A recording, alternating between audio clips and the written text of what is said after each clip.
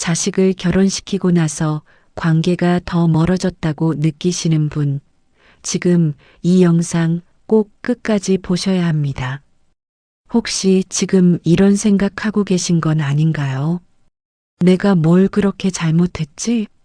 자식 잘 키워서 시집 장가 다 보냈는데 왜 이렇게 멀어진 거야? 그 답 오늘 이 자리에서 드리겠습니다. 그런데 솔직히 말씀드릴게요. 이 답이 듣기엔 조금 불편하실 겁니다. 우리 세대 부모님들은 평생 자식을 위해 살았습니다.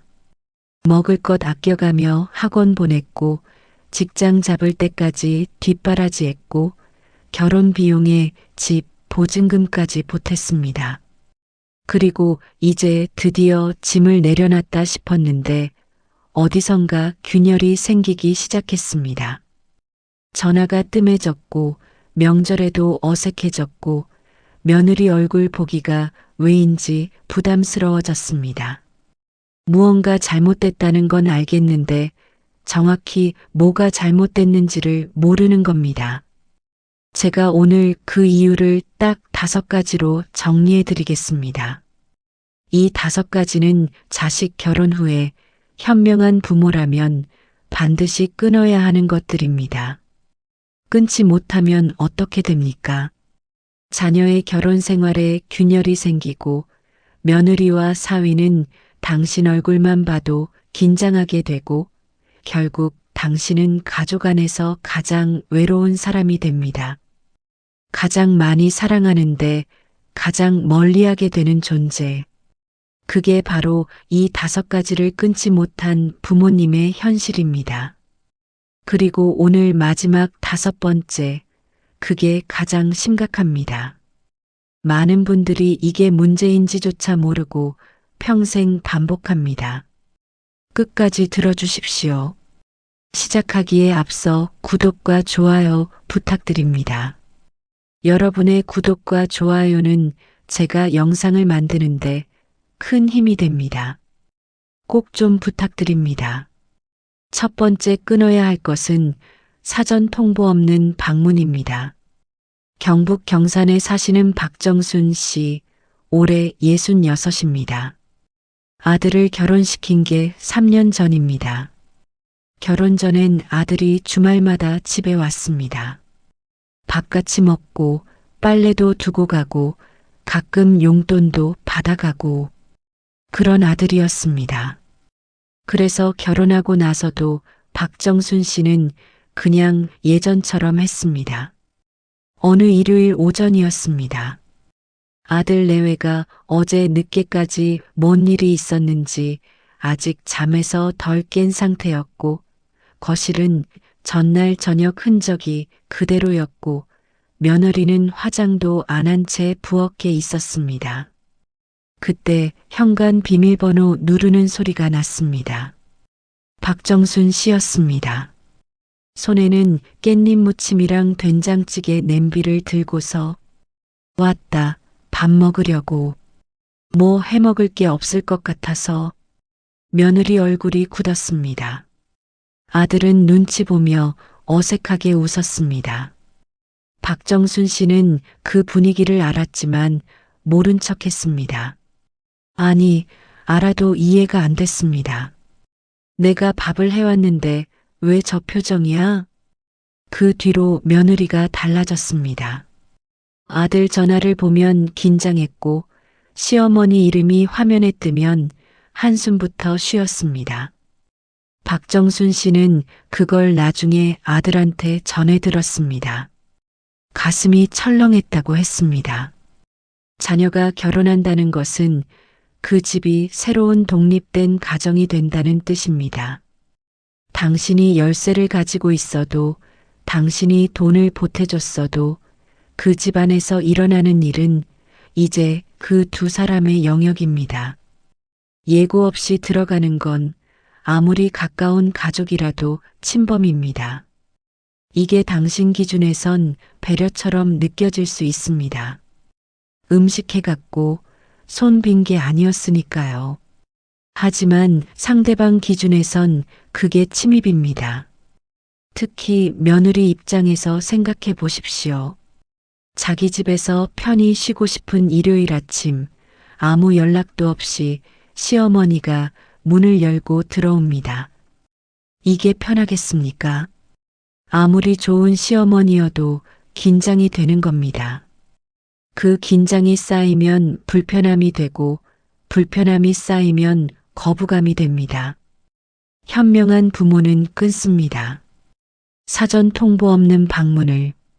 자녀 집에 가고 싶으면 최소 하루 전에 연락하고 상대방이 괜찮다고 했을 때 가는 겁니다.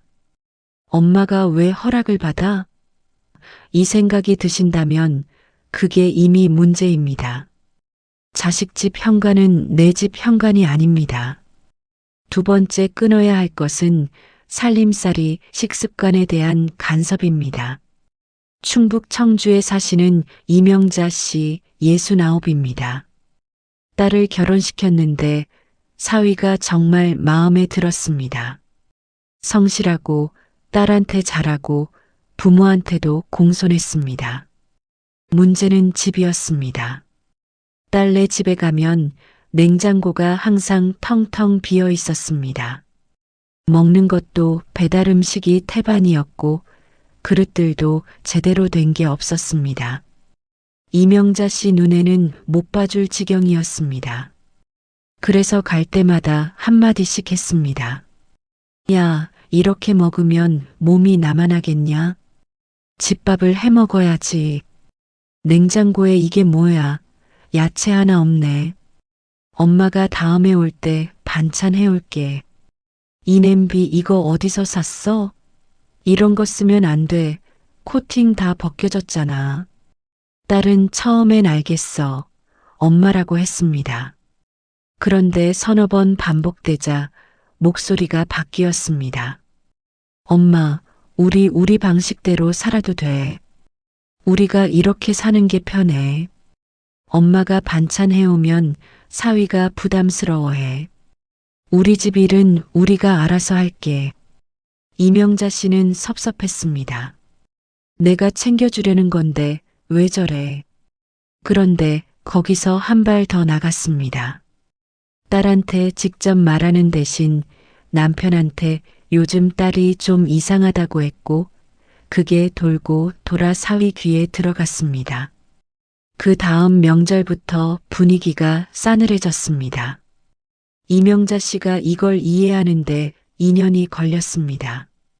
딸 부부가 배달 음식 자주 먹는 건 둘 다 직장 다니면서 지쳐서 그런 겁니다.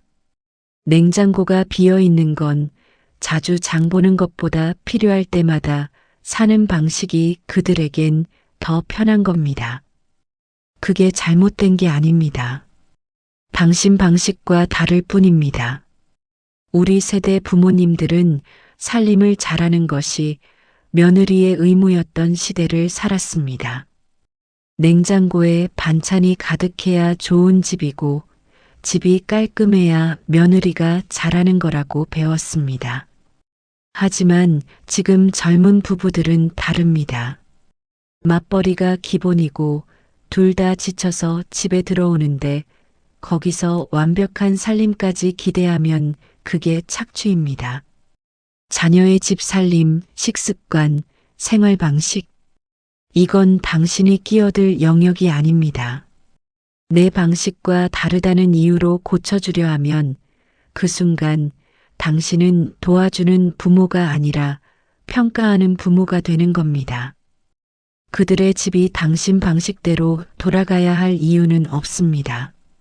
세 번째 끊어야 할 것은 자녀 부부 사이에 끼어드는 것입니다. 전남 순천에 사시는 최병철 씨 67입니다. 아들이 결혼하고 2년쯤 됐을 때 아들이 전화를 했습니다. 목소리가 낮았습니다. 아버지, 저 요즘 와이프랑 좀 힘들어요. 자주 싸우고. 왜? 무슨 일 있어? 그냥 맞지 않는 부분들이 있어서요. 좀 답답하고. 최병철 씨는 그 말을 듣는 순간 직접 며느리한테 전화했습니다. 얘야, 너 요즘 아들이랑 왜 그러는 거야? 어른으로서 한마디 해야 할 것 같아서. 며느리는 잠시 침묵했습니다. 그리고 아주 조용하게 말했습니다. 아버님, 저희 부부 일은 저희가 해결할 수 있습니다. 걱정해 주시는 마음은 감사한데 중간에 끼어들면 오히려 더 복잡해집니다. 전화를 끊고 나서 최병철 씨는 화가 났습니다. 내가 걱정해서 한 말인데 저게 무슨 태도야? 그런데 그 뒤로 아들이 연락을 뚝 끊었습니다. 2달 동안 전화 한 통이 없었습니다.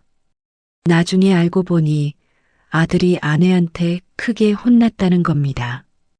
당신이 부모님한테 우리 이야기하면 어떡해? 부부싸움은 두 사람이 해결해야 합니다.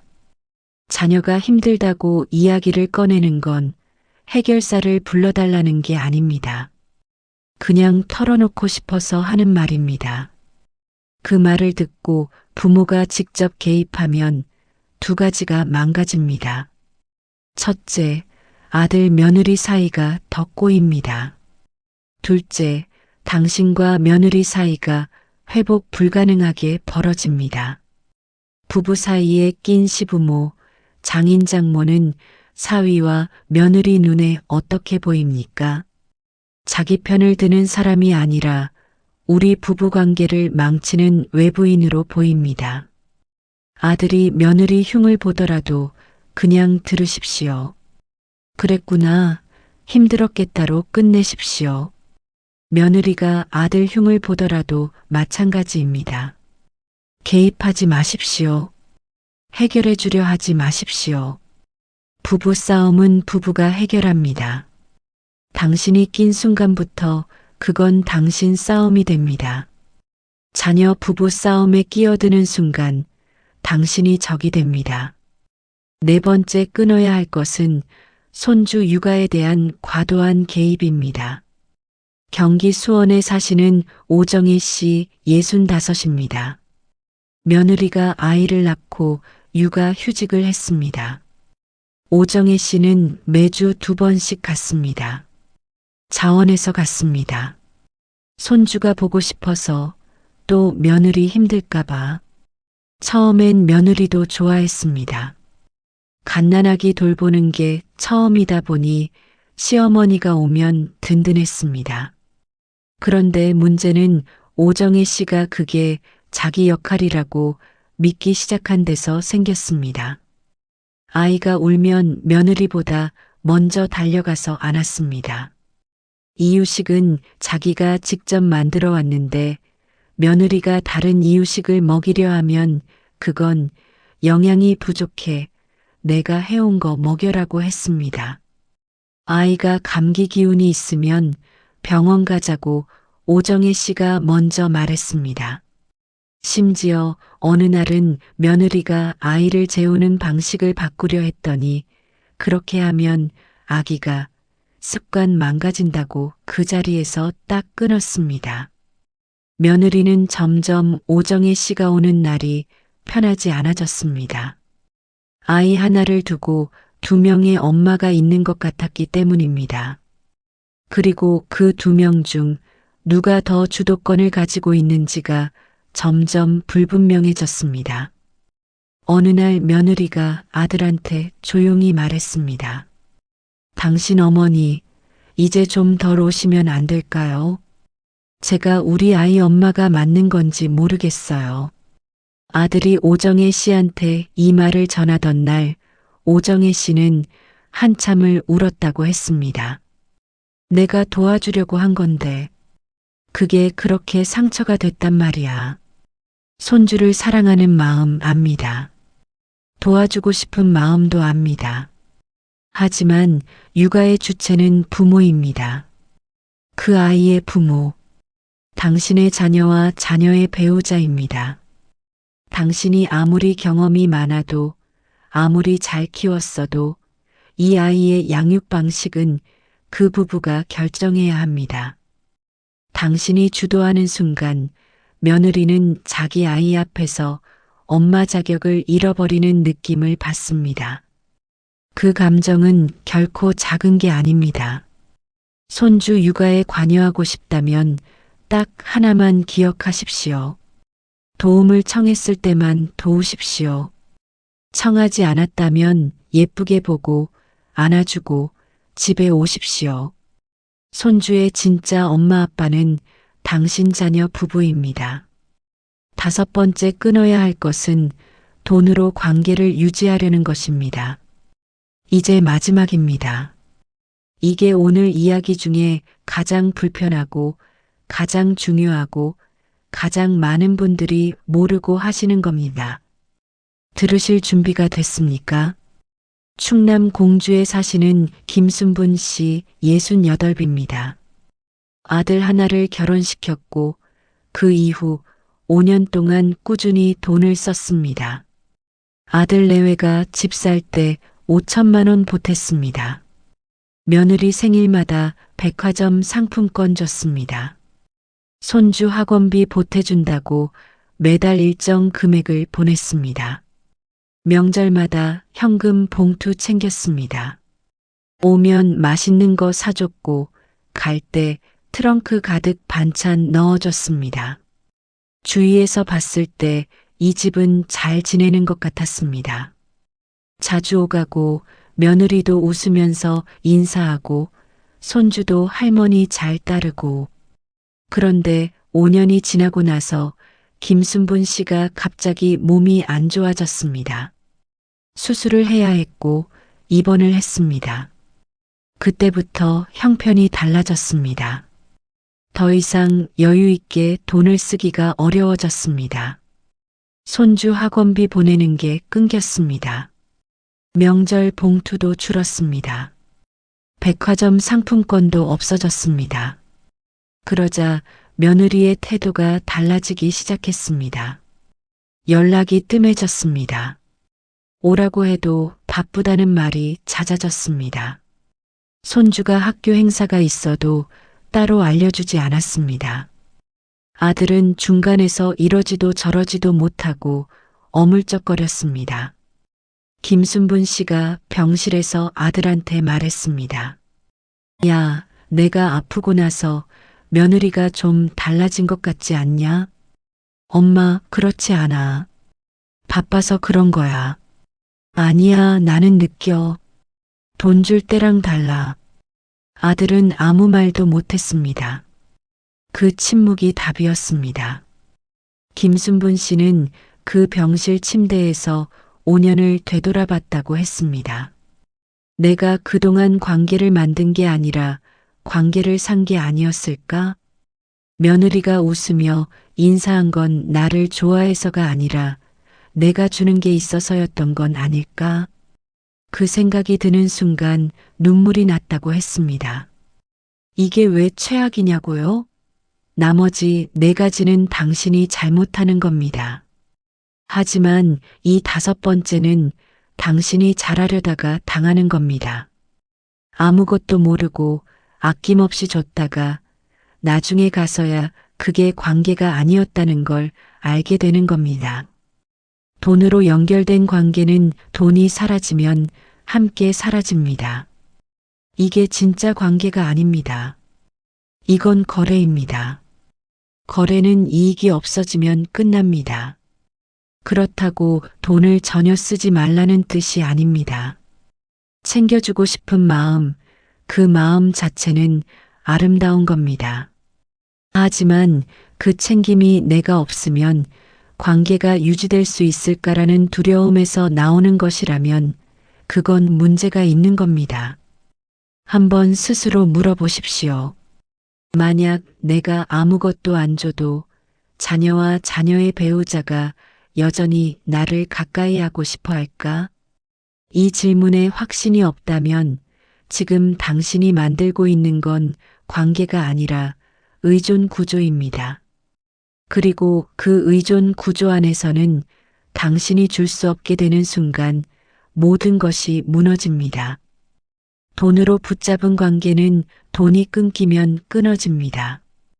오늘 5가지 이야기를 들으면서 불편하셨습니까? 그렇다면 잘 들으신 겁니다. 불편한 이야기가 필요할 때가 있습니다. 왜냐하면 편한 이야기는 아무것도 바꾸지 않기 때문입니다. 자식 결혼 후 부모로 사는 게 쉽지 않다는 거 저도 압니다. 평생 자식 중심으로 살았는데 이제 한 발 물러서라고 하면 그게 어디 쉽습니까? 내 자식인데 내가 낳고 키웠는데 이제 챙겨주면 안 된다니. 그 말이 얼마나 억울하고 서럽게 들릴 수 있는지 압니다. 하지만 생각해 보십시오. 당신이 진정으로 원하는 게 뭡니까? 자녀 곁에 오래오래 가까이 있고 싶으신 거 아닙니까? 손주가 할머니, 할아버지 좋아하면서 자라는 걸 보고 싶으신 거 아닙니까? 며느리, 사위가 진심으로 당신을 편하게 대하는 관계를 원하시는 거 아닙니까? 그 관계는 끊어야 할 것을 끊었을 때 비로소 생깁니다. 역설적이지만 덜 개입할수록 더 가까워집니다. 덜 줄수록 더 진짜 관계가 됩니다. 덜 간섭할수록 더 오래 곁에 있을 수 있습니다. 당신이 이제 해야 할 일은 이겁니다. 자녀의 삶을 응원하되 그 삶 안으로 들어가지 않는 것. 도움을 주되 청했을 때만 주는 것. 사랑하되 그 사랑이 부담이 되지 않게 조절하는 것. 그게 어렵습니까? 어렵습니다. 당연히 어렵습니다. 평생 다른 방식으로 살았으니까요. 하지만 어렵다고 안 할 수는 없습니다. 이게 지금 당신이 자녀를 위해 할 수 있는 가장 큰 사랑이기 때문입니다. 예전엔 자녀를 위해 일하고 아끼고 뒷바라지하는 것이 사랑이었습니다. 지금은 다릅니다. 지금 이 시기에 자녀를 위한 사랑은 한 발 뒤로 물러서는 것입니다. 자녀 부부가 그들만의 방식으로 살아갈 수 있도록 공간을 내어주는 것입니다. 그 공간이 생길 때 비로소 그 공간 안에 당신을 초대받을 자리도 생깁니다. 당신이 오늘 이 영상을 보셨다는 건 관계를 더 잘하고 싶다는 뜻입니다. 자녀와 오래 좋은 관계로 살고 싶다는 뜻입니다. 그 마음 자체가 이미 훌륭한 부모라는 증거입니다. 조금씩 천천히 변해 가십시오. 한 번에 다 바꾸지 않아도 됩니다.